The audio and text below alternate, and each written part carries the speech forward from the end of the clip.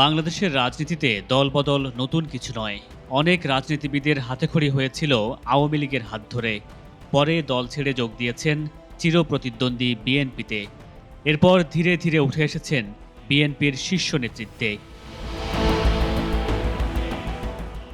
মুক্তিযুদ্ধ ও স্বাধীনতার প্রশ্নে বর্তমান সময়ে সবচেয়ে বেশি সরব বিএনপির গুরুত্বপূর্ণ নেতা ফজলুর রহমান।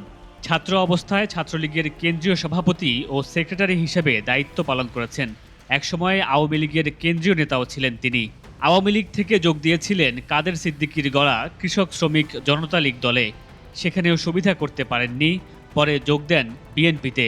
4 দলীয় জোট সরকারের শেষের দিকে বিএনপিতে যোগ দিয়ে তিনি কিশোরগঞ্জ জেলা বিএনপির সভাপতি এবং পরে বিএনপির চেয়ারপারসন বেগম খালেদা জিয়ার উপদেষ্টা হন। 1986 সালে প্রথমবার সংসদ সদস্য নির্বাচিত হওয়ার পর টানা 5 বার পরাজিত হয়েছেন। সবশেষ 2026 সালের নির্বাচনে বিএনপির হয়ে এমপি নির্বাচিত হয়েছেন।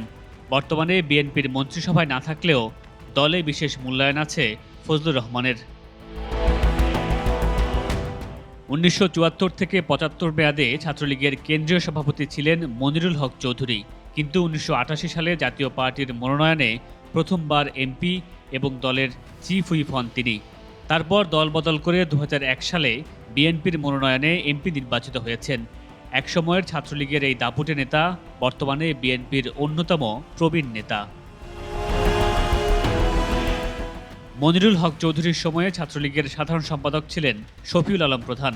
1974 সালে ঢাকা বিশ্ববিদ্যালয়ের 7 খুন মামলার দায়ে তাকে বহিষ্কার করে গ্রেফতার করে সরকার। শেখ মুজিবুর রহমানের মৃত্যুর পর জিয়াউর রহমান তাকে মুক্তি দিয়ে রাজনীতিতে পুনর্বাসন করেন। এরপর মৃত্যুর আগ পর্যন্ত তিনি বিএনপির প্রতি অনুগত ও আওয়ামী লীগ বিদ্বেষী ছিলেন। 1990 সালের সম্মেলনে ছাত্রলীগের সভাপতি নির্বাচিত হওয়া হাবিবুর রহমান হাবিবকে 91 সালের নির্বাচনে পাবনার একটি আসনে মনোনয়ন দিয়েছিল আওয়ামী লীগ। কিন্তু 96 সালে তাকে প্রার্থী না করায় তিনি বিএনপিতে যোগ দেন। বর্তমানে তিনি বিএনপির কেন্দ্রীয় নেতা। একসময়কার ছাত্রলীগের এই সভাপতি বর্তমানে আওয়ামী লীগের কঠোর সমালোচক। 2008 সালে পটুয়াখালী 3 আসন থেকে আওয়ামী লীগের এমপি হয়েছিলেন গোলাম মাওলা রনি। তবে 2014 সালে তিনি মনোনয়ন পাননি।